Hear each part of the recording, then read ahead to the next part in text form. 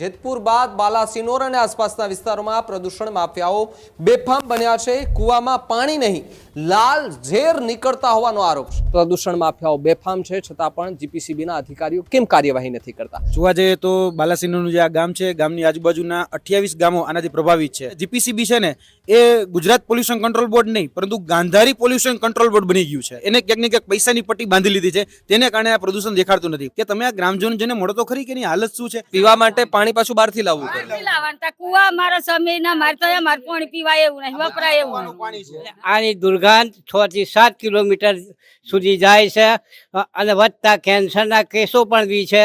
લગભગ 100 થી 150 વીઘા જમીન પડતર થઈ ગઈ છે। આ ડમ્પિંગ સાઇટ 2016માં જ્યારે લોકસુનાવણી થઈ તે વખતે 10,000 પ્લસ લોકોએ વિરોધ કર્યો હતો। આજુબાજુના 20 કિલોમીટર વિસ્તારમાં આ પાણીની અસર જોવા મળે છે। પણ આ સરકાર જે પ્રાંત સાહેબને બધા રજૂઆત કરો છે આજ સુધી પાણીની વ્યવસ્થા કરેલ નથી। એને જીપીસીબીના અધિકારીઓ બી આમાં આંખે પટ્ટી બાંધીને કંપનીના માલિક જોડે સેટિંગ રાખીને ખોટા રિપોર્ટો આપી ખરેખર આ તકેદારીના ભાગરૂપે ખરેખર આની પર એક્શન લેવા જોઈએ। થર્ડ પાર્ટી ઇન્સ્પેક્શન થવું જોઈએ અને થર્ડ પાર્ટી ઇન્સ્પેક્શન કરીને આ સાઇટ બંધ કરાવવી જોઈએ। આ જીપીસીબીના હાથમાં છે, એવું નથી કે આ જીપીસીબીના હાથમાં નથી, પણ જીપીસીબી અને જમાઈની જેમ ટ્રીટ કરે છે।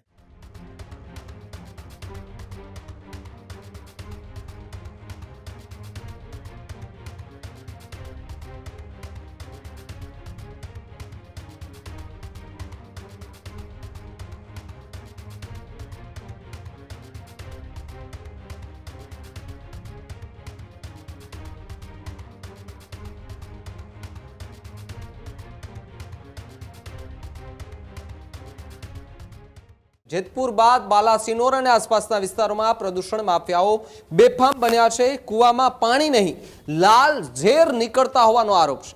બાલાસિનોરના 29 જેટલા ગામડાઓમાં પ્રદૂષણનો ગંભીર આક્ષેપ છે।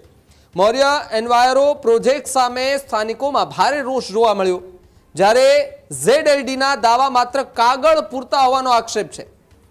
SEAC રિપોર્ટમાં રહેણાંક વિસ્તારના અંતર જે છે તેની અંદરના જે વિસ્તારો છે તેમાં પણ વિસંગતતા જોવા મળી।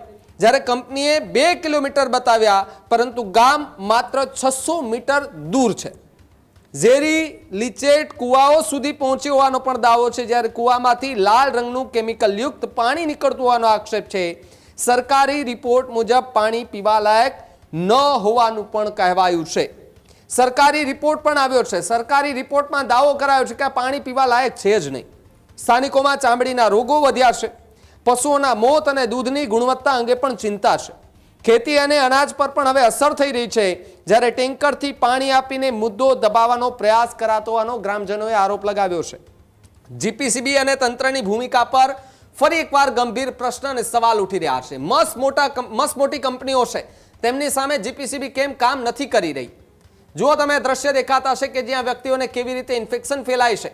એક વ્યક્તિને એ આખા એક ખંભાના ભાગમાં ઇન્ફેક્શન, જે ત્યાંની મહિલાઓ છે તેને પગના ભાગે ફોડલાઓ થઈ ચૂક્યા છે આ પાણીના કારણે। જુઓ તમે, આ ગંદા પાણીના કારણે કેટલાક કેમિકલ માફિયાઓ, જે પ્રદૂષણ માફિયાઓ છે, જેઓના કારણે આજે એક આખું ગામ એ ભોગવી રહ્યું છે પીડા। હાથની અંદર તમે જુઓ, લાલ ચિઠ્ઠા પડી ગયા છે। ત્યાંના લોકો એ બીમારીથી સંપડાઈ રહ્યા છે, દવાઓ કરી રહ્યા છે, ગુમડાઓ થઈ ચૂક્યા છે હાથમાં। શેના કારણે? તો કે આવા ગંદા પાણીના કારણે। આજ વાતને લઈને ગ્રામજનો હવે દર ભટકી રહ્યા છે કે અમારી માંગ સ્વીકારો અને આવી કંપનીઓ સામે કડક કાર્યવાહી કરો, જેથી કરીને ગામના લોકો મરતા બચે। કેટલાય લોકો તો આવી રીતે પીડાઈને મર્યા હશે। ગામના લોકો કેને કહેવા જાય? જીપીસીબીના અધિકારીઓને તપાસ માટે મોકલ્યા, પરંતુ એ તપાસ કરીને જતા રહ્યા, હજુ સુધી કોઈ કાર્યવાહી નથી થઈ। તેના માલઢોરને પણ હવે આ કેમિકલ જે છે તે નથી મૂકતા। માલઢોર પણ જે છે તે બીમાર પડતા જોવા મળી રહ્યા છે। ત્યારે સાંભળો, આજે જ્યારે એ લોકો સાથે વાતચીત કરવાના પ્રયાસ કર્યા, યુવરાજસિંહ જાડેજા જે છે તેમણે આ મુદ્દો ઉઠાવ્યો છે, તેમણે પણ આ ગામની મુલાકાત લીધી હતી, તેમણે ત્યાં આંખ જોઈ હકીકત એ શું કહ્યું, સાંભળીએ એમને। નમસ્કાર। રાજ્યની અંદર પ્રદૂષણ માફિયાઓ બેફામ બની ગયા છે। જે નદીઓ હોય, ગામ હોય કે શહેર હોય, તેને દૂષણથી એ ભરી રહ્યા છે। મસ્ત મોટા એવા શહેરો છે કે જેની અંદર પણ પ્રદૂષણ માફિયાઓ બેફામ છે। સાબરમતી નદીમાં પણ એ જ રીતે પ્રદૂષણ જે છે તે છોડવામાં આવે છે, ગંદુ પાણી છોડવામાં આવે છે, જેના કારણે અનેક લોકોના મોત થયા છે, અનેક લોકો બીમાર પડ્યા છે। આવો જે કિસ્સો જે છે તે હવે બાલાસિનોર વિસ્તારમાંથી સામે આવ્યો છે કે જ્યાં નદીના પાણી અને આસપાસના એ વિસ્તારોમાં જે પ્રદૂષણ થયું અને પ્રદૂષણના કારણે ગામના કૂવા, ગામના તળાવો અને ગામના જે નળ છે, જે ઘરે ઘરે જે ચકલીઓ નળ હોય છે, એની અંદર જ્યારે એ નળ ખુલે છે તો ગંદુ પાણી નીકળે છે. એ પાણી પીવા માટે મજબૂર બને છે ત્યાંના ગામના લોકો અને પછી થાય છે હેરાન પરેશાન ને પછી સીધા જ દાખલ થવું પડે છે હોસ્પિટલ. જીપીસીબીના અધિકારીઓ શું કરે છે? સવાલ ગંભીર છે. ન માત્ર એક બાલાસિનોર સાઇડનો એ વિસ્તાર, પરંતુ આખા ગુજરાતની અંદર પ્રદૂષણ માફિયાઓ બેફામ છે, છતાં પણ જીપીસીબીના અધિકારીઓ કેમ કાર્યવાહી નથી કરતા? કેમ વારંવાર ગામના લોકોએ મેદાને ઉતરવું પડે છે, એમની સામે અવાજ ઉઠાવવો પડે છે અને પોતાની વાત રજૂ કરવી પડે છે કે અમારું કેમ કોઈ સાંભળતું નથી? એ પણ ગામના લોકો છે, એમની પણ કંઈક મજબૂરી છે, એટલા માટે કોઈ નથી સાંભળતું. આજે યુવરાજસિંહ જાડેજા જે છે તે આ ગામના લોકો સાથે અહીંયા આવ્યા છે. આ પાણીની બોટલ તમે જુઓ. આ પાણીની બોટલ તમને જોઈને લાગતો હશે કે આ કદાચ કોઈ કેરોસીન હશે અથવા તો પેટ્રોલ ડીઝલ, આપણે એવું માની લઈએ, પણ નહીં. આ ગંદુ પાણી છે કે જે લોકોના ઘરોના નળોમાં આવે છે. આવું પાણી કોણ પીએ? કદાચ આપણે જીપીસીબીના અધિકારીઓને એવું કહીએ કે આ પાણી તમે થોડું ઘૂંટડો ભરો તો ભાઈ ભરશે કોઈ ઘૂંટડો? મને તો નથી લાગતું, કારણ કે જો આ તો ઝેર છે અને આ ઝેર જે છે તે જો કદાચ શરીરમાં જાય તો માણસ મરી પણ જાય. આટલી હદ સુધી પ્રદૂષણ માફિયાઓ બેફામ બની ચૂક્યા છે. આ વાત જે છે તેની હવે આખી વિગતવાર જે છે તે વાત કરવી છે. યુવરાજસિંહ જાડેજા છે એ અહીંયા ફોટા લઈને ઉભ્યા છે કે કેવી હાલત ત્યાંના ગામના લોકોની થાય છે. યુવરાજસિંહ, બાલાસિનોર નજીકનું એક ગામ, પ્રદૂષણ માફિયાઓ એટલા બેફામ બન્યા છે કે હવે તમારે પણ ગામ લોકોને સાથે રાખીને મેદાને ઉતરવું પડ્યું છે. જોવા જઈએ તો બાલાસિનોરનું જે આ ગામ છે, ગામની આજુબાજુના 28 ગામો આનાથી પ્રભાવિત છે, એટલે કે આ પ્રદૂષણથી પ્રભાવિત છે. 3 જાતના પોલ્યુશન છે. એક તો એન્વાયરમેન્ટ પોલ્યુશન છે, તેની સાથે સાથે લેન્ડ પોલ્યુશન છે, એર પોલ્યુશન છે અને વોટર પોલ્યુશન છે. આ બધા જ જે ક્રાઇટેરિયાઓ જે છે બધા જ ક્યાંક ને ક્યાંક એને જે કહી શકાય કે એને માપદંડો છે, માપદંડો પૂરા કરતા નથી. કેમ તો કારણ કે જીપીસીબી છે ને એ ગુજરાત પોલ્યુશન કંટ્રોલ બોર્ડ નહીં, પરંતુ ગાંધારી પોલ્યુશન કંટ્રોલ બોર્ડ બની ગયું છે. કારણ કે ગાંધારીની જેમ આખે પટ્ટી બાંધી લીધી છે અને પટ્ટી બાંધનાર જે લોકો છે એને ક્યાંક ને ક્યાંક પૈસાની પટ્ટી બાંધી લીધી છે, તેને કારણે આ પ્રદૂષણ દેખાડતું નથી. હમણાં જ જોવા જઈએ તો ઘણી બધી જગ્યાએ ક્લોઝરો આવ્યા છે. એવું નથી કે જીપીસીબી ક્લોઝર નથી આપતી. જીપીસીબી ક્લોઝર આપે છે, પણ કેવી કંપની? તો કે નાની કંપની હોય, નાનો યુનિટ હોય, એને ક્લોઝર આપી દે છે. જરાક અમતું કહી શકાય કે કંકુ દેખાણું હોય અથવા જરાક અમતું કંઈક નાનું મોટો કંઈક રંગ દેખાણ હોય તો તરત જ એને ક્લોઝર મળી જાય. કેમ? કારણ કે નાની સંસ્થા છે, નાનું યુનિટ છે. હવે જ્યારે આ સંસ્થા જે છે એ જમિયતપુરા ખાતે આવેલી TSDF સાઇટ છે અને આ આખા ગુજરાતમાં જેટલી પણ કેમિકલયુક્ત કંપનીઓ છે એ મોટાભાગની કેમિકલ કંપનીઓ, મોટાભાગના કહી શકાય કે જે પોતાનું વેસ્ટ છે, હેઝાર્ડ વેસ્ટ, એ હેઝાર્ડ વેસ્ટ ડમ્પ કરવા માટે ત્યાં આવે છે. એ મોટાભાગની કાપડની કંપની હોય, ફાર્માસ્યુટિકલ કંપની હોય કે કોઈ પણ કંપની હોય, એ બધા કંપનીનું વેસ્ટ ત્યાં આવે છે અને એને ટ્રીટમેન્ટ કરી અને એનું નિકાલ કરવાનું કામ આ TSDF સાઇટનું હોય છે. પરંતુ એ ટ્રીટમેન્ટ નથી થતું, કારણ કે જેને ટ્રીટમેન્ટ કરવાનું કામ સોંપ્યું છે એ જ ક્યાંક ને ક્યાંક પ્રદૂષણ જે છે ફેલાવી રહ્યું છે. આ TSDF સાઇટના જે સત્તાધીશો છે એ સત્તાધીશોને કોઈ કંઈ કશું કરી નથી શકતું, કારણ કે જીપીસીબીના 4 હાથ આની ઉપર રહેલા છે. બાપુ, આ ફોટા તમે બતાવી રહ્યા છો, આ ફોટા શું છે, શું કહી રહ્યા છે? કારણ કે તમે ફોટા સાથે આવ્યા છો, આ પુરાવા છે અને કદાચ હમણાં જ તમે કહ્યું કે સ્થળ પર મુલાકાત પણ તમે લીધી. જ્યારે તમે ત્યાં પહોંચ્યા, અધિકારીઓ શું કહી રહ્યા હતા એ દરમિયાન આખી ઘટનાને લઈને? ગ્રામજનો છે, ગ્રામજનોની પેલી તો રજૂઆત મળી હતી. ગ્રામજનોના રજૂઆતના માધ્યમથી જ્યારે ગ્રાઉન્ડ ઉપર પહોંચ્યા ત્યારે ઘણા બધા ગ્રામજનો છે જેને ચામડીઓની ગંભીર બીમારીઓ થઈ ગયેલી છે અને આ ચામડીઓની જે ગંભીર બીમારી છે તેને કારણે ક્યાંક ને ક્યાંક એમને ખરજવા જેવી બીમારીઓ થઈ છે, સતત રાતે નીંદર નથી આવતી. ત્યારબાદ કેન્સરના પણ પીડિત જે ગ્રામજનો છે એ અહીંયા તમને જોવા મળતા હશે. ત્યારબાદ કિડનીના પણ લોકો મળી જાય, એટલે કિડનીથી પીડિત લોકો પણ મળી રહ્યા છે. તેની સાથે સાથે આમાં આ ગ્રામજનોમાં ક્યાંક ને ક્યાંક ઓર્ગન ફેલિયરના લોકો પણ મળી રહ્યા છે. એટલે ગ્રામજનોની રજૂઆત હતી ત્યારે અમે ત્યાં પહોંચ્યા હતા. ત્યારે આ જમિયતપુરાની જે TSDF સાઇટ છે ત્યાં રિજિનલ ઓફિસર જે હતા તે વિસ્તારના એ ત્યાં પહોંચ્યા હતા અને ત્યારે જ અમે જેને કીધું કે ભાઈ આની અંદર આ ગંભીર બીમારીઓ આ લોકોને થઈ રહી છે તો તમે શું કરી રહ્યા છો, તો તેને ઉપર છલ્લું ખાલી દેખાડા કરવા ખાતર એને સેમ્પલિંગ કર્યું, એટલે કે સેમ્પલ લીધા. હવે સેમ્પલ લઈને એમ કહે છે કે અમે અઠવાડિયા પછી આનું રિપોર્ટિંગ કરશું, આનું ડિટેલ એનાલિસિસ કરશું, આમાં શું શું છે એ અમે તપાસીશું. પણ અહીંયા આ ગ્રામજનો છે, જીવતો પુરાવો છે કે તમે આ ગ્રામજનો જેને મળો તો ખરી કે એની હાલત શું છે. આ ગ્રામજનોની પીડા ખરેખર ગ્રામજનો જ કહી શકે એમ છે, કારણ કે આમાં ક્યાંક ને ક્યાંક જીપીસીબીના અધિકારીઓ અને બીજે જે આની તંત્રો છે એ ક્યાંક ને ક્યાંક કુંડળીમાં ગોળ ભાંગી રહ્યા છે. ગામના લોકો છે એમની સાથે વાત કરીએ. બસ, શું નામ આપનું? ચંપાબેન. ચંપાબેન, કેવી હાલત છે અત્યારે તમારા ગામની અને આ શું થયું, શું છે હાથમાં? આ સોબડીનો રોગ સાહેબ, પાણી આવે, પાણી વાગ્યાનો પાણી કૂવામાં લાલ પાણી આવી જાય સાહેબ, એનું આ બધું પાણી વારીએ અને નાહીએ તો આ બધું આ કેટલા સમયથી આ રીતે પાણી આવે છે? આ મારે 2-3 મહિનાથી 4 મહિનાથી ને પણ ઓછું, પણ વાપરતો નતો, બીજા ગતું લાઈન પીતો સાહેબ. જગ્યાએ. કિલોમીટરથી તો પાણી લઈને આવતા પાણી હોય. લાવીએ. માથે બેડા ભરીને પાણી લઈને આવે છે પીવા માટે. એટલે પીવા માટે પાણી પાછું બહારથી લાવવું પડે. પાણી લાવવાનું તા કુવા મારા સમીરના મારે તો અમારે પાણી પીવાય એવું નહીં વપરાય એવું પીવાનું નહીં. પાણી છે. હા ઢોર ને પીવાનું પાણી ના મળે આવું પીવડાવીએ તો ઢોરો બીમાર થાય સાહેબ. આવડા ઘૂમડા ને હારે દૂધ હું કહી ગયું ખાહલું નહીં થતું ખેતરમાં શું કરીએ અમે કહો કોઈ લોકો આવે છે તમારા ગામમાં, કોઈ અધિકારી? કશું કરતા નહીં જતા રહી જોઈને કશું કરતા નહીં. લોકો બહુ આવી પણ એ જોઈને રસ્તો રહે કશું રસ્તા કરતા નહીં. અમારી જમીન રાશેલી કુવા બધું પણ સાહેબ અમારી જમીન ને કુવા મેલીને ચો જવું અમારે કહો ઢોર એટલું મોહણ એટલું કુવા પર. બીજા જે લોકો છે, આખું ગામ છે, આખા ગામના લોકો અત્યારે વિરોધ કરી રહ્યા છે. કોઈ અધિકારી કે કોઈ નેતા આવ્યા છે? નેતાઓ કોઈ આવે છે ખરા તમારા ગામમાં? ચૂંટણી હોય ત્યારે આવે છે મત માંગવા માટે? હા, મત લેવા આવી સાહેબ મત લેવા આવી. તો હમણાં ચૂંટણી આવશે ત્યારે કહેશો નેતાઓને કે પેલા અમારા ગામમાં બધું ઠીક કરાવો, પેલા પાણી બંધ કરાવો, પછી અમે મત આપીએ? કશું નહીં કશું ના કરાવી ના કરે કોઈ? ના કરે કેમ ના કરે? ના કરે અડધા લોકો કંપની મોહી એમપી મોહી ચોથા કરાવી રૂપિયા ખોએ આટલા રૂપિયા લઈ લઈને ધરે ગયા લોકો તો સાહેબ. તમે કોઈને રજૂઆત કરવા ગયા હતા ખરા અધિકારીને? તમે આજે કોઈ ગાંધીનગરમાં કોઈને મળ્યા છો અથવા તો તમારા ગામમાં કોઈ અધિકારીને મળ્યા છો કે ભાઈ આવી તકલીફ થાય છે, આવી બીમારીઓ અમને થાય છે, આનું કરવાનું શું, અમારે ખર્ચો ભોગવવાનો? જોઈ જ ને બધે અરજી આલી બધા અરજી આલી સાહેબ. હા બધે અરજી આલી હા થહે એમ કી પણ કશું થતું નહીં. બસ શું કરું કહો.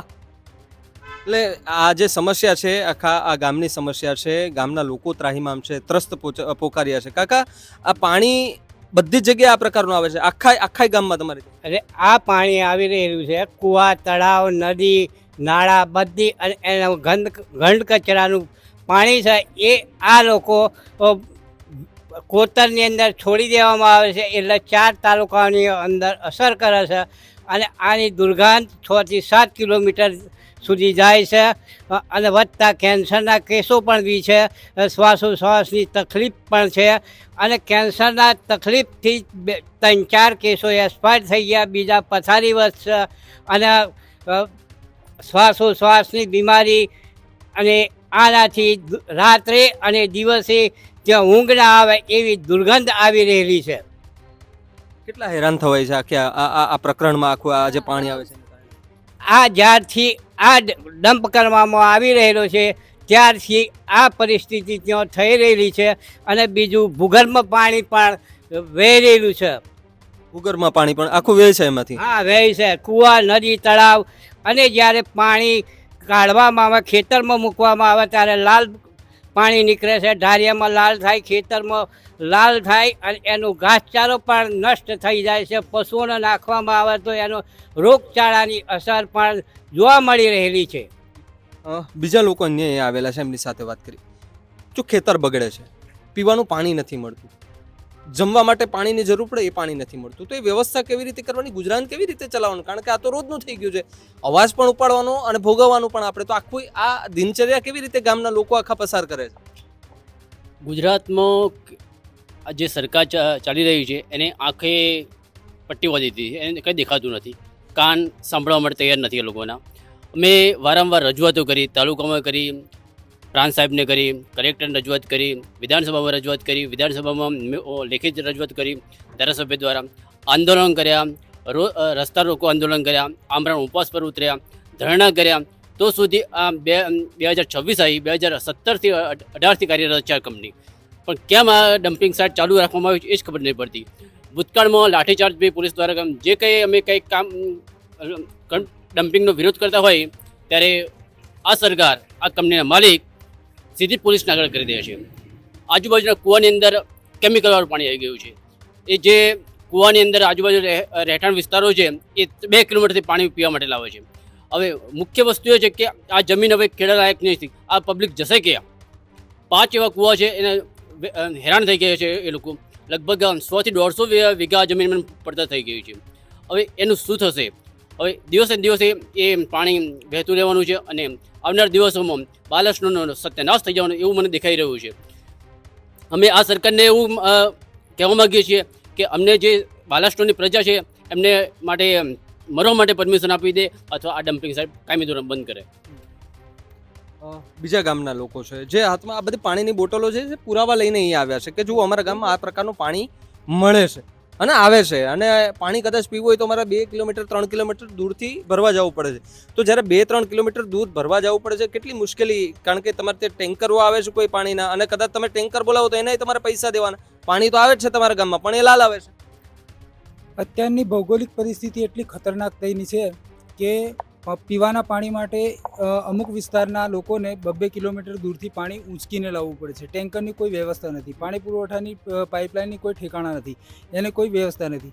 એટલે પીવાના પાણીની સમસ્યા તો એટલી બધી ગંભીર છે. હમણાં ગુજરાત પોલ્યુશન બોર્ડ કંટ્રોલમાં હમણાં રજૂઆત બી કરી કે તાત્કાલિક ધોરણે સરકાર દ્વારા આ લોકોને પીવાના પાણીની વ્યવસ્થા કરી આપવામાં આવે.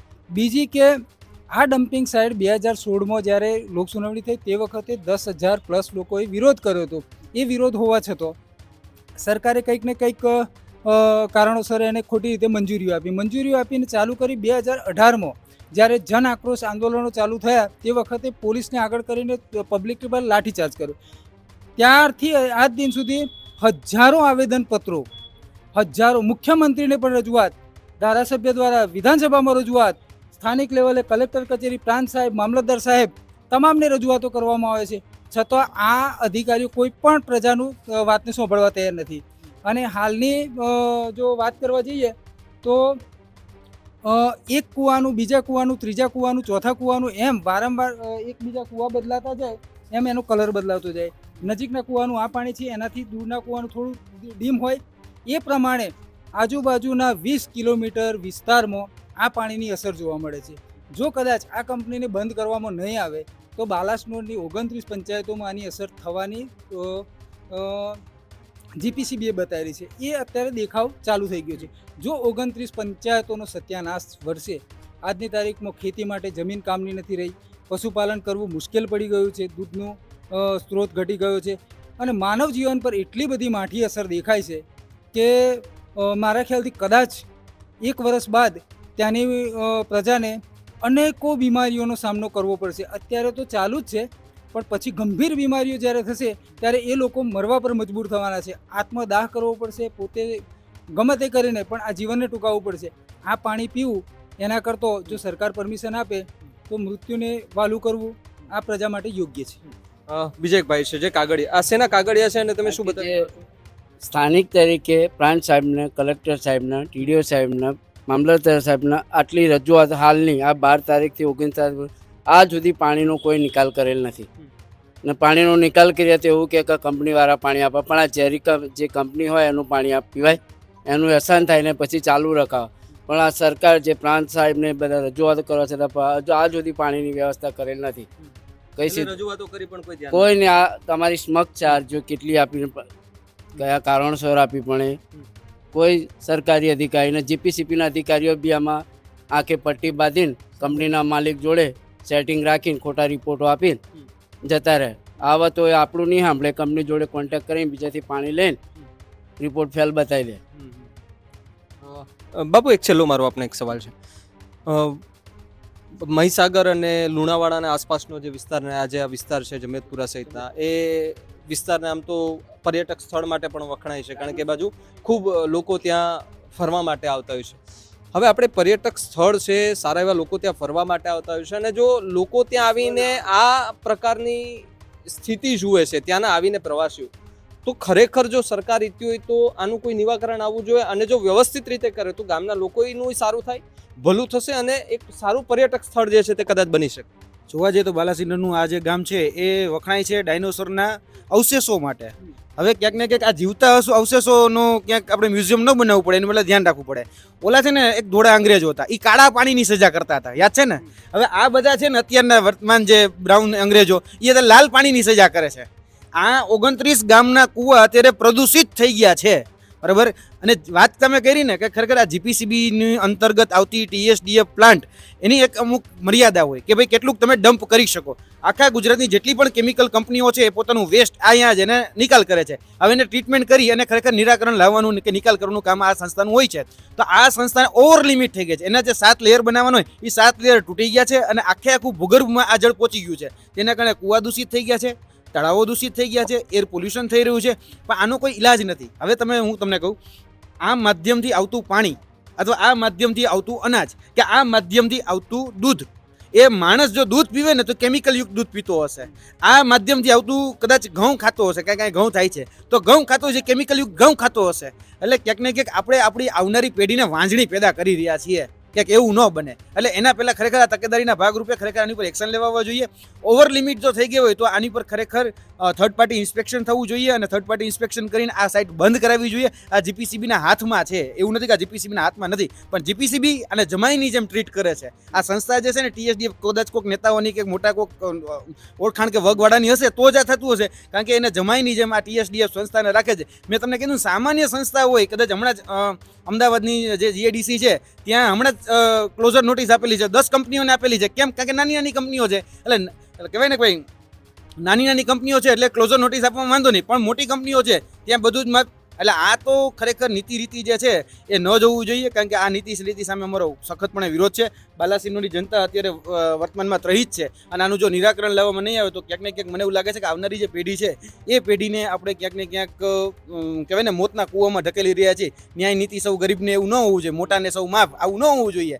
ભાગે માર્યો માનવી એમાં શું ઇન્સાફ? એટલે તમે ન્યાય નીતિ સૌ ગરીબ માટે. નાના નાના કારખાનાઓ છે એને તમે બધી જગ્યાએ દંડનો તમે લાકડી ઉકેડો છો, ત્યાં તમને કોઈ વાંધો નથી, પણ મોટે આવે હું એ કહું છું જો ખોટા હોય તો એને દંડ આપવો જ જોઈએ. એમાં નાના એની પેરવી નથી કરતો, પણ તમે જો નાનાને તમે ક્લોઝર નોટિસ આપો છો, અત્યાર સુધીમાં 100 ઉપર ક્લોઝર નોટિસ આપવાની, કેમ આ મોટી કંપની છે એટલે નથી આપવામાં આવતી? કેમ? કારણ કે જીપીસીબીના જમાઈની છે એટલા માટે એને ક્લોઝર નોટિસ આપતા નથી. તો જે રીતે તમે ગ્રામજનો, યુવરાજસિંહ સહિતના લોકોની વાત અને વેદના સાંભળી અને ગ્રામજનોની વેદના સાંભળીને કદાચ તમને પણ અંદરથી એવું થતું હશે કે ભાઈ આવી મોટી મોટી કંપનીઓ જે છે તે પ્રદૂષણ ફેલાવે છે, ગામના લોકોને હેરાન પરેશાન થવું પડે છે. અનેક એવી સ્ટોરીઝ છે કે જે કદાચ આપણે કવર કરીએ તો આપણું હૈયું હચમચી જાય કે આ પ્રકારની સ્થિતિમાં પણ લોકો જીવે છે, ઝેરી પાણી પીવા મજબૂર બને છે, બધું જ કરવા મજબૂર બને છે. એટલે આવી અલગ અલગ ઘટનાઓ અને અસંખ્ય બની છે.